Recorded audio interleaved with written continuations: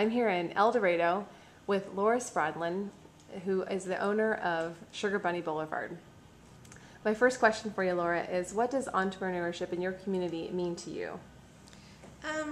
It probably really just, to me, it's mostly creating, I don't know, a family bond with my community. It's something that I am getting to be part of a community, which, throughout my life I've moved around a lot and haven't really stayed in one place a long time, and this is something that's, really bonding me to where I'm staying.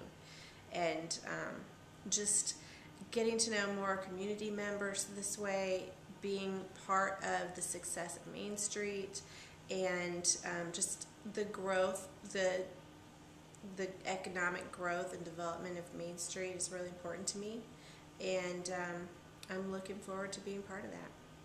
How did Startup Kansas funds help you and your business? Startup Kansas made the difference between opening and not opening, honestly, for me. It was a pretty long process of, developing the concept of my business, really finding the right place kind of came first for me, and then getting all my funds together from my lenders, and Startup Kansas filled a very important gap that it wasn't a whole lot, but it was the difference between me being able to open or not. If you had one piece of advice to give to a budding entrepreneur, what would it be? Don't hurry. Work up your business plan as thoroughly as you can. Seek advice from people who know what they're talking about.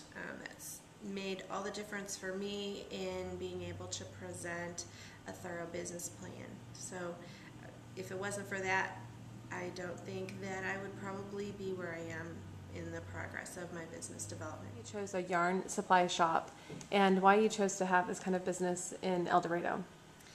Well, a yarn supply shop really kind of it's a natural thing for me because it's my hobby. I had a personal business that I've kind of grown from just a kitchen sink business to something bigger, and it's just kind of seemed to be the natural progression for me. Choosing El Dorado was very natural, mostly because this part of the country was lacking in that sort of business, and there wasn't a whole lot of competition nearby. I actually have probably spent about 5 years developing who my customers are and the family of people that will be my customers.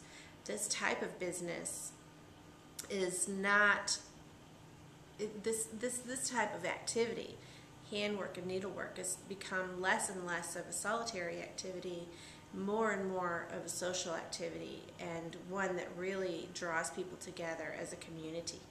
And I've lived in El Dorado for 5 years, and ever since I got here, I have really enjoyed growing closer to the community, and this just seems like the natural next step for me.